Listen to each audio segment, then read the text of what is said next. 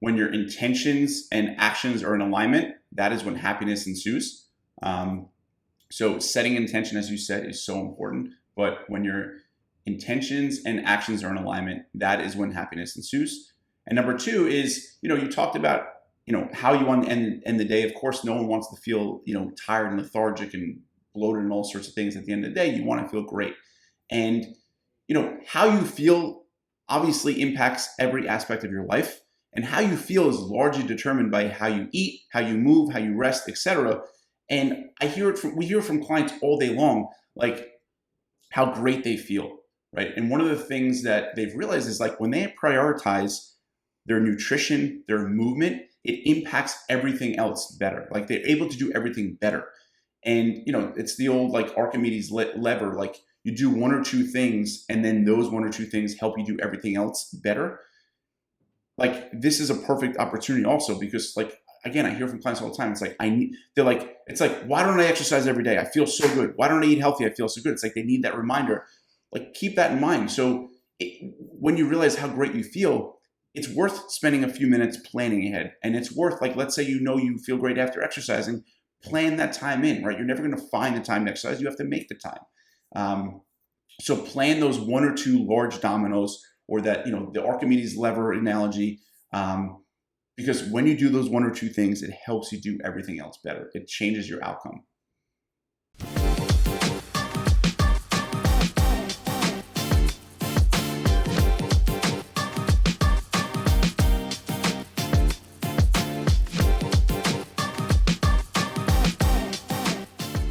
Hey guys, it's me and Adam. We're back. Today, Adam, I'm actually really pumped about what we're about to talk about. But first, I want you to lead us off. You have a favorite quote. You say it all the time, and I have such an awesome visual. All right, give it to us straight though, because I always say it wrong. Mike Tyson says, everyone has a plan until they get punched in the face.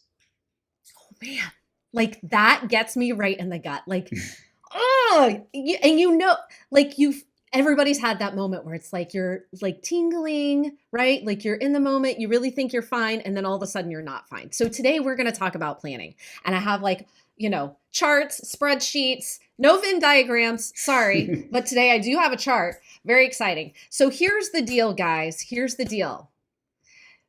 So many of you out there always think like, oh, I never have a plan. Right? Like I don't have a plan. I don't want to think about a plan. I don't want to think about, let's talk about food, when I'm going to exercise. Here's the truth. You always have a plan, right? We go from zero, what I call the no plan. And now we're going to lovingly call like level 10, awesome planning for the sock in the face, the Tyson. All right. So those are going to be our 2 points today. And let me just tell you something else, Adam. You and I just spoke about this, but here's the truth, right? Like so many people say like, I don't want to think about food. I don't want to make those decisions. The truth is you're spending energy one way or another. All right, here it comes. Are you ready? Dry erase board time. I'm going to attempt this live. So yeah, stay with me. Okay. Here we are, guys. The red is going to represent the amount of energy expenditure you are putting out based on your version of the plan. So if you're a no plan planner, I want you to look. Here's your energy expenditure. You can expect to expend significant amounts of energy throughout your day on the no plan plan. Is that clear? Does that make sense? I think it does, yes. Okay, I just want to make sure I didn't lose you. All right, now, as we improve our planning, right, we're taking time to improve our planning. Our energy expenditure throughout the day is actually going to decrease. We are going to spend less energy overall the better we get at planning. All right. Now, here's the other really cool effect that happens when we get better at planning. First of all, on the no plan, right? Spending lots of energy and we're kind of getting bonk on outcomes, right? Like our outcomes are not going to be great. They're going to be really low. Green stands for outcomes. But the better we get at planning, the less energy we spend over the course of a day, inversely, our outcomes are going to improve. Mind blown. Thank you, Excel, for the assistance on the charting. Now, here's the deal. I really mean this, guys. You are spending energy one way or another. You are constantly planning one way or another. Why wouldn't we want to plan better? So Adam, I'm going to stop for a second. Do you have any thoughts on this so far? Yeah, I just want to touch base. I think a lot of people, I know there's an objection to planning. It's like, I don't want to think about food. But one of my other favorite quotes, I don't know if you remember this infomercial, but the old set it and forget it. Like, I love setting a plan in place and then forgetting it, right? Like, I think what people forget is if you're not planning, there is a lot of energy consumed or put out, whether it's in deciding what to eat or afterward, right? Like, if you just eat whatever you want, oftentimes we don't feel necessarily great about it. And there's a lot of energy or negative energy around that as well.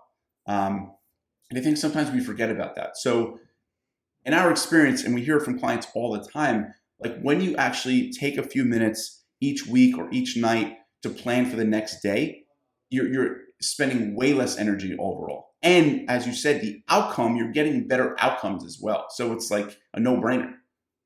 Right. Yeah, for sure. You're spending the energy one way or another. It's starting to understand like, hey, I actually want different outcomes, right? You're starting to get more particular about the outcomes you're seeking. And so because of that, you have to be more particular about how you spend your energy. We all have a finite amount of energy every single day, and we are spending it. There's no question about that. Whether it's the no plan or the Tyson, you're spending that energy. And for our vote here at My Body Tutor, we like the Tyson plan, right? But that takes some skill, that takes some practice, that takes practice. Did I say practice? Because it takes practice, right? So what I want to talk about next is how do we do this? How do we get better at planning? And a lot of people say, well, I just don't even know where to start. So in my head, there's a couple places to start. All right. The first and probably the easiest place to start is to look at your days, right? Like we have our clients track their days. And something I'll do with my clients is say, okay, now I just want you to tell me the day before, plan the day before what you actually think is going to happen, right? Like we've watched your pattern for several days. So now I just want you to call that the plan. And I want you to plan it. I want you to tell me that's your plan. And then we're going to watch you execute that, right? Meet yourself where you're at and just make it the plan. Like, what do you think about that approach? I think it's great. I think if you even want to go smaller and make it even easier is at the beginning of the day, you plan where your first meal is going to be. Right after your first meal, you think about what you're going to eat next. After that next meal, you think about what's next. So you always know what you're going to eat in advance. So, and the idea is that you're never deciding in the moment, because as we know, in the moment, the punch in the face can happen. You feel all sorts of, emotions, your stress, etc. So having the plan before, I think that's an even easier way to break it down. And then I would say the next step is the day before, decide what you're going to do. I like it. Cool. So that's a really great option. I think another great way to start thinking about like, how do I learn to plan better? Look at your outcomes, right? Like start at the end. What are you getting? Okay. So like if we're getting to the end of the day, we're lethargic, we feel perhaps full or bloated, we feel exhausted, unenergized, regretful, right? Emotional. Okay, these are the outcomes we're getting. Then we're going to work backwards. What am I doing? And chances are it's the no plan, right? So then you have to say, okay, well, if I want to feel energized, what are the things that I can start planning in my day? And that might look like taking a walk at some point. Throw it on the plan, right? Or it might look like, let me eat regularly. All right, let's set up a snack somewhere in the day to make sure that's happening. So if you examine your outcomes, you'll understand like, oh, I'm not getting what I want. I've got to look back at my day. So that's another way to approach it, is start thinking about the outcomes you're seeking. And what I really like to drive home to clients who are learning to plan, the skill of planning, is start setting intentions. We talk about this so much, Adam. How do you want to feel at the end of the day? Nobody ever says, I want to feel like crap. Nobody ever says that. I've never had anybody say that. What about you? No, never.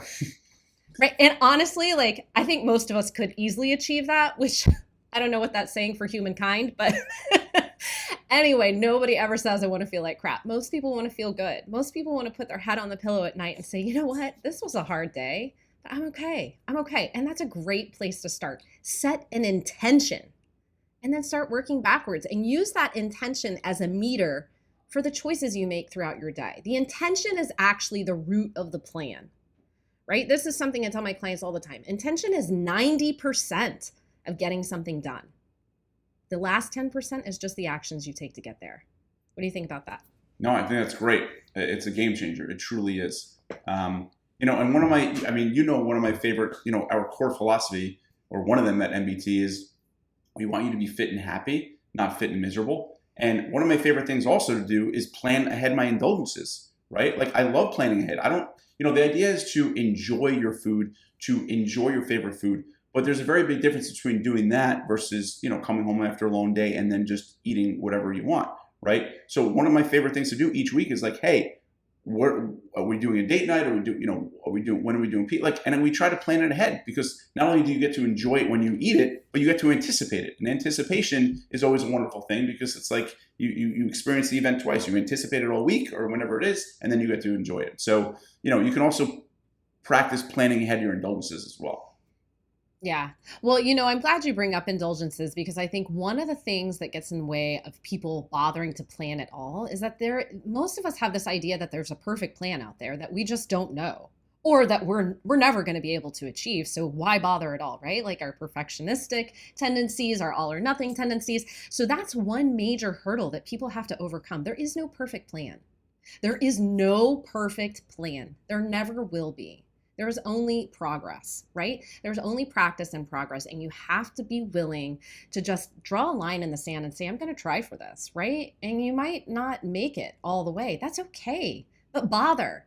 Be particular about how you spend your energy, just like you do your money, just like you do your time. Be particular about it, and your outcomes are going to improve, And I think in our heads, the idea that planned must mean I know exactly what I'm eating for each meal. I know exactly what I'm doing at the gym, right? No. Back it up. The bigger picture is, what is your intention? And are you taking actions to move you in that direction? I had a client this week tell me, like, I'll be honest, I'm not planning my dinners. Okay. I said, well, that is a plan, actually. And he kind of chuckled and he goes, well, here's the deal. I'll tell you what, this week, it'll be, if I eat at home, I'll eat wisely. And if I go out, I'll eat half of whatever I order. I go, that's a plan. Mm-hmm. That's a plan. And he went, oh, it is. I'm like, it doesn't mean you have to know exactly what you're eating at every meal. You just have to have intentions in place, and your outcomes are going to improve for it. So it's really far more accessible than people think. Yes. I wrote 2 notes down so I don't forget. Number 1, okay. I really believe that when your intentions and actions are in alignment, that is when happiness ensues. So setting intention, as you said, is so important. But when your intentions and actions are in alignment, that is when happiness ensues. And number 2 is, you talked about, how you want to end the day. Of course, no one wants to feel, tired and lethargic and bloated and all sorts of things at the end of the day. You want to feel great. And how you feel obviously impacts every aspect of your life, and how you feel is largely determined by how you eat, how you move, how you rest, etc.